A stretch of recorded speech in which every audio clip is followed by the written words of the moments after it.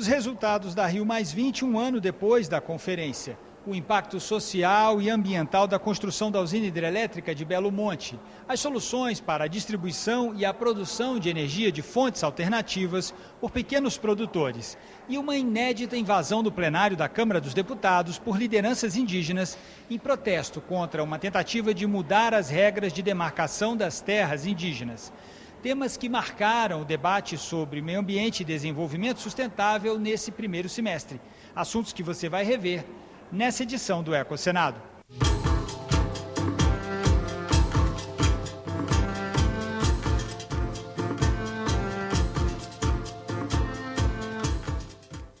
No início do ano, como parte das celebrações do Dia Mundial da Água, a Comissão de Meio Ambiente ouviu representantes da Agência Nacional das Águas. O Brasil guarda cerca de 12% da água doce de superfície do mundo, aquela disponível em rios, lagos e córregos. Grande parte deste volume se encontra na Amazônia. Representantes da Agência Nacional de Águas estiveram na Comissão de Meio Ambiente para apresentar o Plano Estratégico de Recursos Hídricos para os afluentes da margem direita do Rio Amazonas, projeto fundamental para a conservação e uso racional de água naquela região.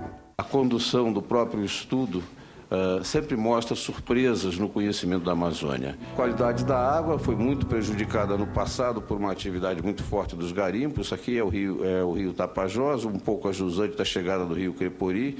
Isso, azul claro, é uma região de águas turvas, quer dizer, o rio Crepori chega carregando uma grande quantidade de material sólido em suspensão.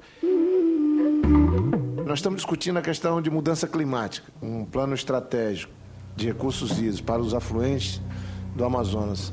No caso da margem direita, que inclui aí Acre, Rondônia e vai Mato Grosso, uma parte do Amazonas, é uma espécie de primeiro passo que nós estamos dando.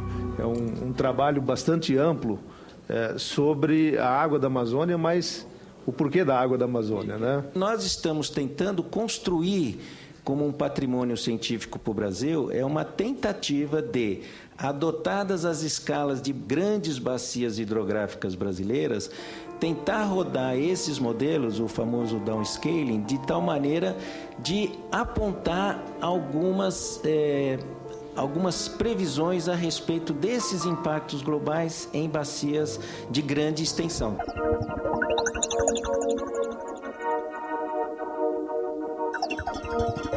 Na Comissão de Mudanças Climáticas, Luiz Pinguelli Rosa explicou a situação atual das emissões de gases do efeito estufa no Brasil. A proporção da participação do desmatamento nas emissões brasileiras não é mais tão grande. Mas o fato concreto é que cresceu a emissão dos outros setores, que são, para simplificar a vida, basicamente de energia, de consumo energético.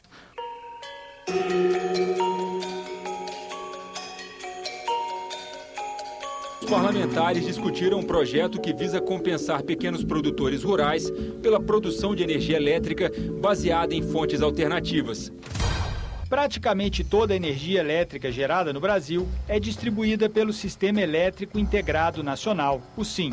Significa que a energia gerada pelas grandes hidrelétricas e termoelétricas utiliza um sistema integrado de transmissão e distribuição que atende quase todo o país e possibilita um melhor aproveitamento do excedente. Uma proposta de autoria da Comissão Mista de Mudanças Climáticas pretende aprovar um projeto de lei para viabilizar a distribuição pelo mesmo sistema do excedente de energia gerado por pequenos produtores rurais e até produtores domésticos. Acho extremamente importante porque nós temos a condição de milhares de microprodutores se transformar num grande produtor de energia também. A discussão sobre mudanças nos limites do Parque Nacional da Serra da Canastra, em Minas Gerais, foi outro tema da Comissão de Meio Ambiente. O senador Rodrigo Hollenberg é relator de um projeto que busca conciliar o novo plano de manejo do parque, elaborado pelo Instituto Chico Mendes, com interesses de pequenos produtores rurais da região. Permitindo algumas atividades privadas de baixo impacto e criando, além de várias restrições de uso, também a prioridade para o poder público adquirir aquelas terras, caso houvesse o objetivo de venda pelo produtor ou caso o produtor não concordasse com as condições estabelecidas. O decreto que criou o Parque Nacional da Serra da Canastra dava poder aos órgãos ambientais para excluir as áreas com potencial agrícola. Isso foi feito e muitas famílias continuaram instaladas nas propriedades rurais. O governo utilizou pouco mais de 71 mil hectares para constituir o parque, que foi totalmente cercado. Mas o novo plano de manejo feito pelo Instituto Chico Mendes, responsável por administrar as unidades de conservação, considera que o parque deve ocupar toda a área prevista inicialmente. A origem dos canastreiros ela é muito antiga.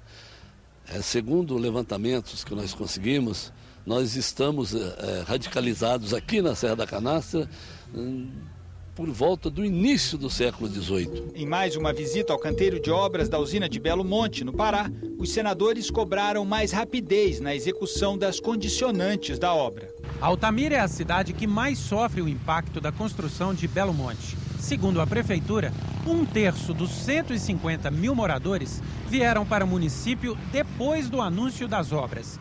Para diminuir os problemas sociais e ambientais que surgem dessa expansão, o consórcio responsável pela hidrelétrica teve que assumir o compromisso de executar 23 ações condicionantes.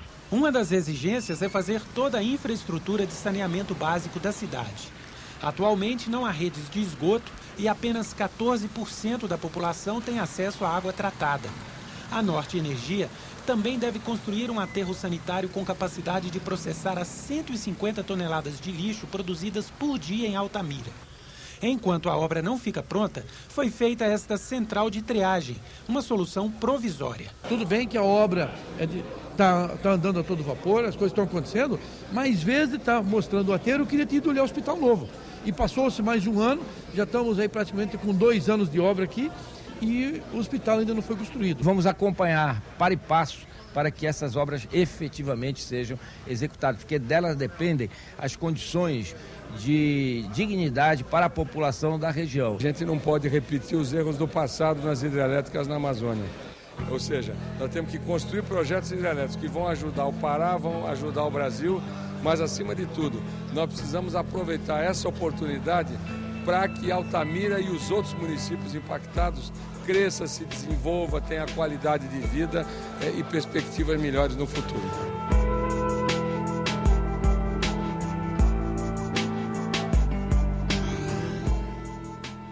Na semana de comemoração do Dia do Índio, no mês de abril, uma proposta de emenda constitucional colocou as lideranças indígenas literalmente em pé de guerra.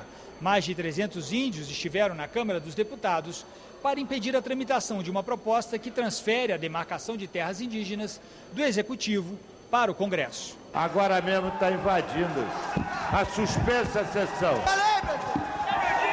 A suspensa sessão. A sessão foi suspensa. Lideranças indígenas e deputados passaram a conversar em busca de uma saída, tanto para a desocupação do plenário, quanto para a proposta de emenda constitucional. Eles querem algo muito concreto, porque eles veem nessa PEC, em algumas portarias do governo também, algo que os atinge violentamente.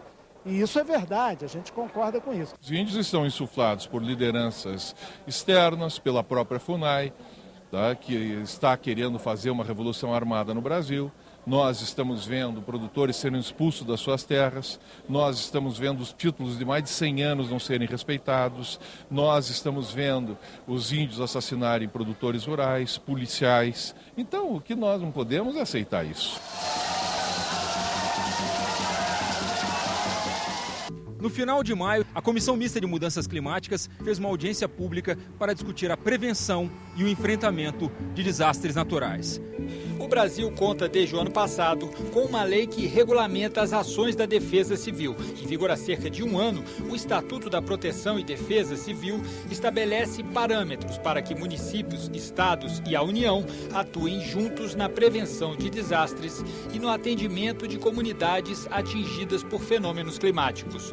Aponta também estratégias importantes para a participação da sociedade nesse processo. O secretário nacional de Defesa Civil, Humberto Viana, lembrou Poucos estudos científicos apontam de forma clara uma tendência, a de que os desastres climáticos vão acontecer em intervalos de tempo cada vez menores e com efeitos cada vez mais intensos. O governo hoje tem o projeto para as principais cidades, hoje já vamos em 114 trabalhando com isso, que envolve mais de 20 bilhões em obras, mas é preciso que a gente saiba que essas obras têm um tempo para ser concluída e a gente precisa preparar a população que está na área de risco, de que lá vai ter chuva, de que lá vai ter qualquer outro tipo de desastre e elas têm que estar preparadas.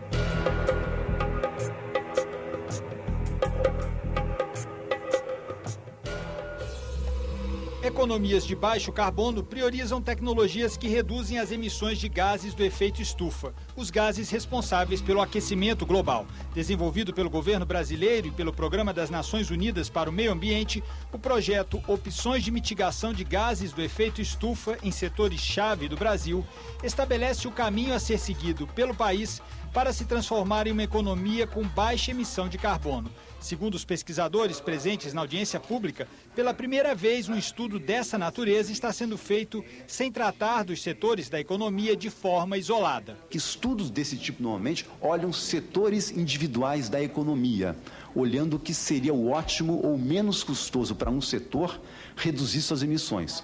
Mas não obrigatoriamente o ótimo de um setor é o ótimo da economia. Carlos Nobre revelou que as emissões no país diminuíram, caindo de 11 toneladas de CO2 por habitante em 2005 para 6 toneladas em 2010. A matriz brasileira está mudando. Ela era uma caracteristicamente de países tropicais em desenvolvimento, com altos índices de alteração da vegetação, desmatamentos, e ela começa a mostrar cada vez mais os sinais de matriz de emissões de país desenvolvido, com peso muito em energia. E, lógico, o Brasil é uma potência agrícola, então tem uma expressão também nas emissões da agricultura.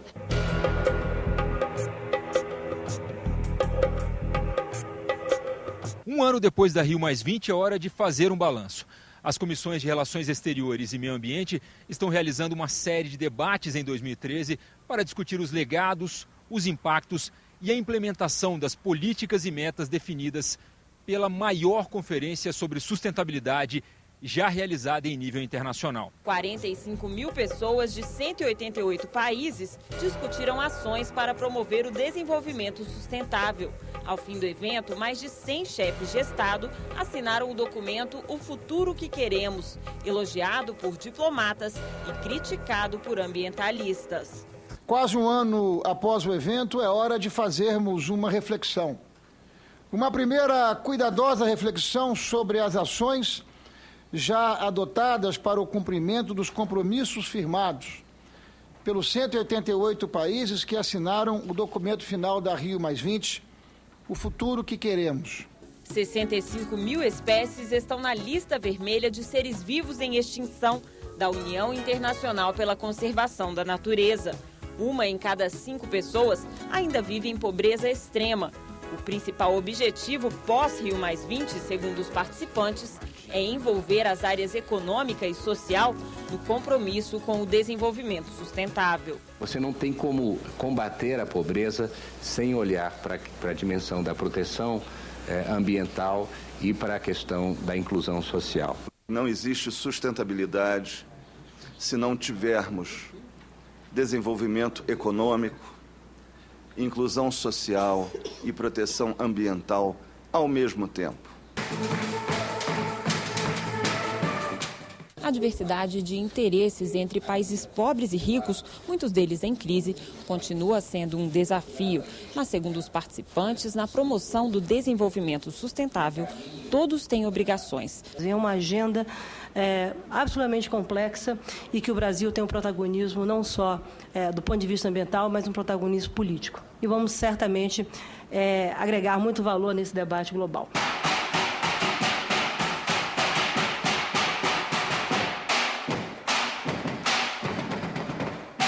O Ecosenado acompanha com atenção o debate sobre meio ambiente e desenvolvimento sustentável nas comissões do Senado. Meio ambiente, mudanças climáticas, desenvolvimento regional, infraestrutura, direitos humanos. A agenda ambiental hoje está presente nas mais diversas áreas de atuação dos senadores. E no segundo semestre, o EcoSenado continua destacando para você os principais temas em discussão. Você pode enviar o seu comentário ou sugestão para o nosso programa pelo telefone 0800 61 2211 ou pela internet. Nosso endereço é www.senado.leg.br/TV. Você pode assistir também outros programas da série EcoSenado no site da TV Senado. Até o próximo programa.